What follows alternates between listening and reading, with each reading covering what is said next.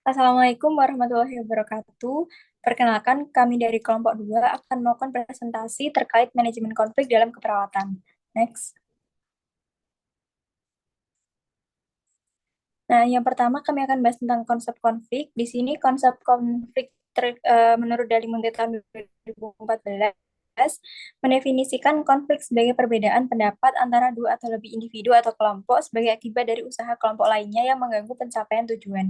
Sedangkan manajemen konflik adalah bagian dari tanggung jawab seorang kepada tim yang sudah mempercayakan kemampuannya.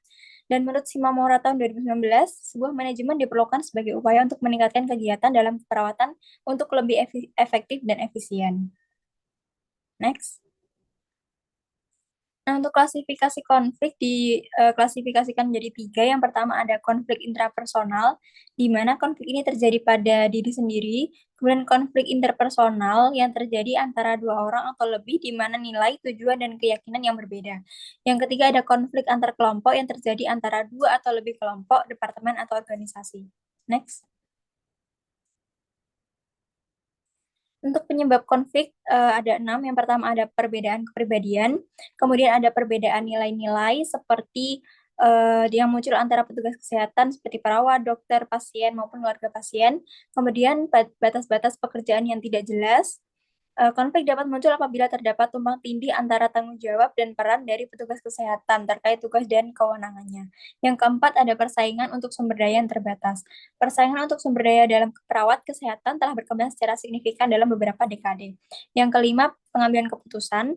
Adanya ketidakpuasan dan frustasi dapat terjadi di antara perawatan kesehatan ketika terdapat kendala dalam proses pengambilan keputusan.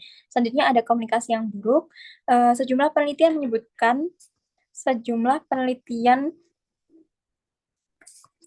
saya ulangi, sejumlah penelitian menyebutkan bahwa komunikasi sebagai penyebab utama konflik interpersonal di antara perawat. Next.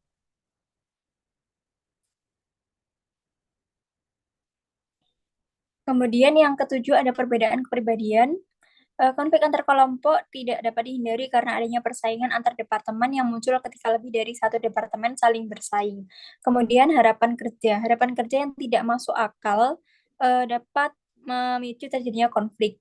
Kemudian kompleksitas perawatan kesehatan, seperti tekanan terkait waktu, keputusan terkait hidup dan mati, dan beban kerja yang berat.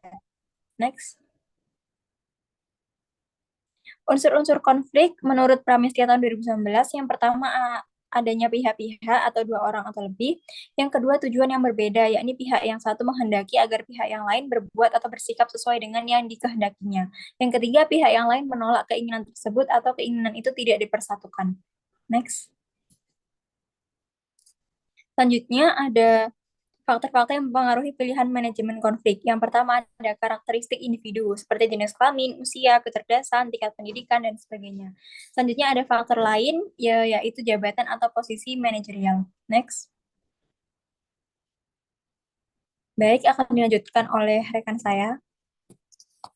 Selanjutnya untuk strategi manajemen konflik menurut Robin dan Joyce 2013, yaitu ada menghindar atau avoiding, akomodasi atau accommodating, kompetisi atau competing, kompromi, compromising, dan kerjasama atau kolaborasi.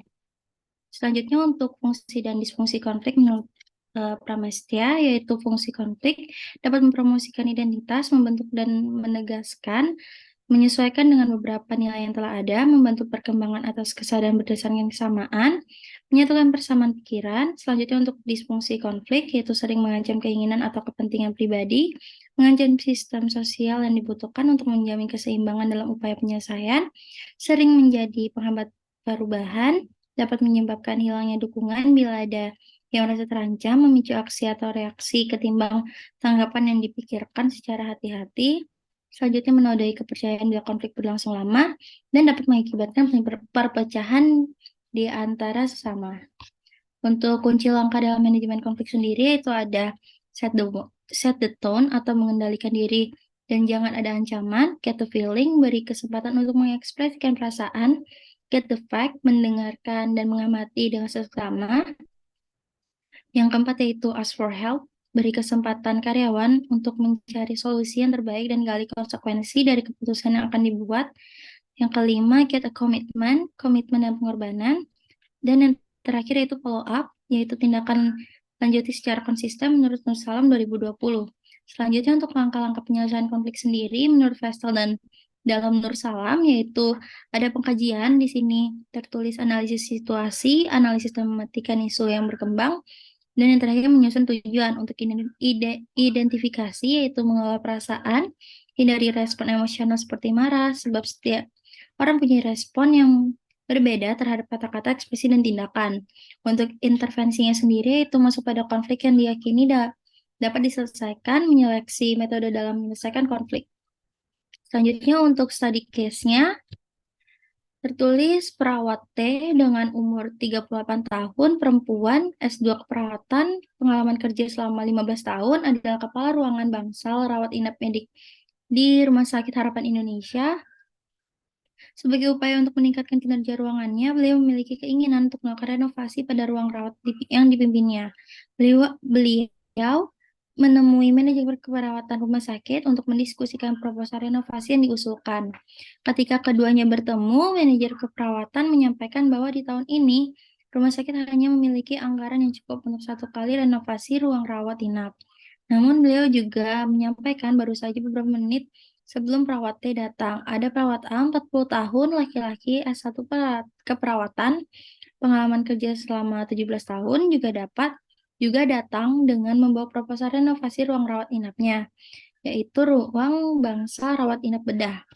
Manajer keperawatan menyarankan kepada perawat T dan perawat A bertemu untuk mendiskusikan masalah yang ada, sehingga keputusan yang diambil nantinya tepat dan minimal konflik. Sebelumnya, perawat T dan perawat A pernah berkonflik tentang penambahan perawat di ruang rawat inap masing-masing, yang kemudian berakhir dengan penambahan perawat di bangsa rawat inap bedah saja. Akibatnya sering berselisih paham, mereka berdua jarang bertemu dan berkomunikasi. Selanjutnya, perawat T terpaksa menemui perawat A dan dalam pertemuan tersebut kembali terjadi perbedaan pendapat antara keduanya. Masing-masing merasa bahwa renovasi di ruang rawat inap lebih penting dibanding dengan ruang rawat lainnya. Perawat A juga merasa bahwa perawat T tidak memiliki wewenang untuk bernegosiasi dengannya, karena yang dianggap memiliki kewenangan tersebut yaitu manajer keperawatan. Konflik ini lama-kelamaan berdampak juga pada kinerja perawat di kedua ruang rawat, di mana perawat dari kedua ruangan ini enggan berkolaborasi satu sama lain. Manajer perawatan merasa bertanggung jawab dan perlu untuk segera menyelesaikan masalah ini. Selanjutnya bisa dilanjutkan oleh teman saya. Baik, saya lanjutkan. Yaitu terkait pembahasan. Pada kasus terjadi konflik di mana rawat inap medik dan rawat inap bedah sama-sama ingin merenovasi ruangan. Namun, rumah sakit hanya memiliki anggaran 1 kali untuk merenovasi ruangan. Akhirnya, yang direnovasi adalah penambahan bangsal di rawat inap bedah. Lalu, yang kedua yaitu buruknya dari kejadian ini yaitu terdampak pada kinerja perawat di kedua ruang rawat yang keduanya enggan untuk saling berkolaborasi. Next.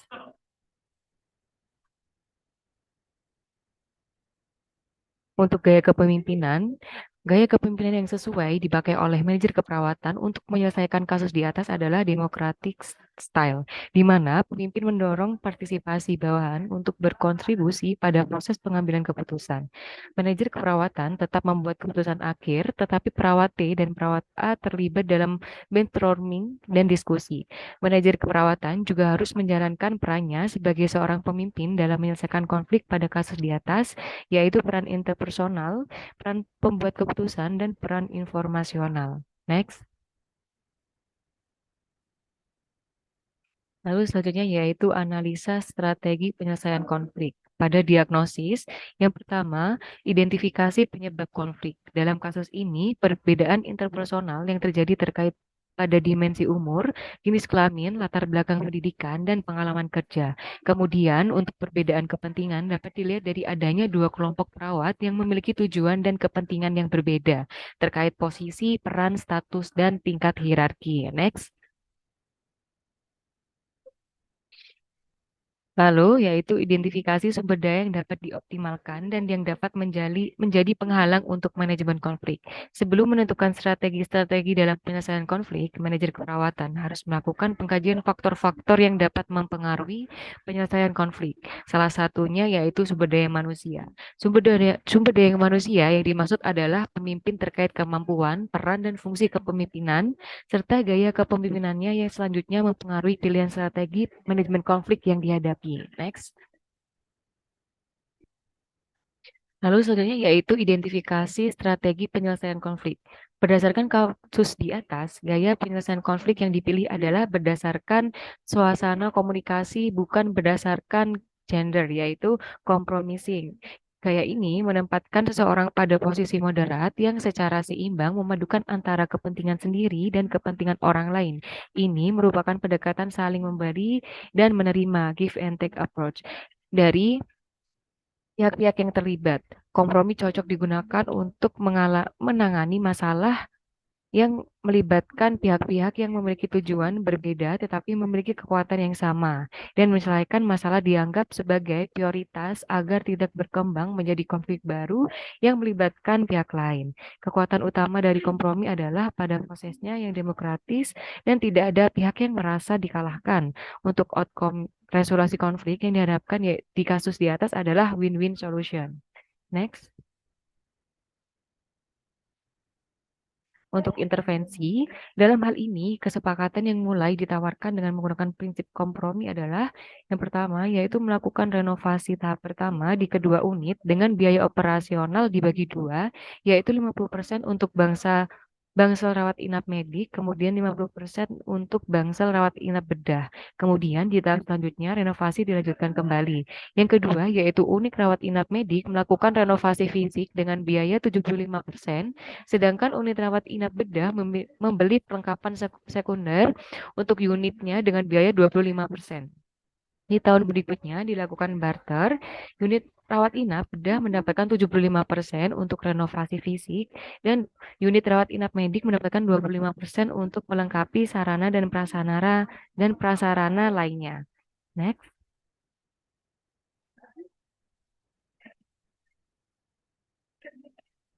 Untuk evaluasi, dalam tahap ini yaitu terdapat evaluasi proses dan evaluasi hasil untuk membandingkan hasil yang didapatkan dengan indikator yang telah direncanakan dalam intervensi.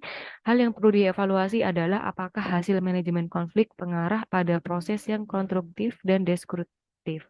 Manajemen konflik yang konstruktif biasanya diidentifikasi dari adanya proses kreativitas di dalamnya.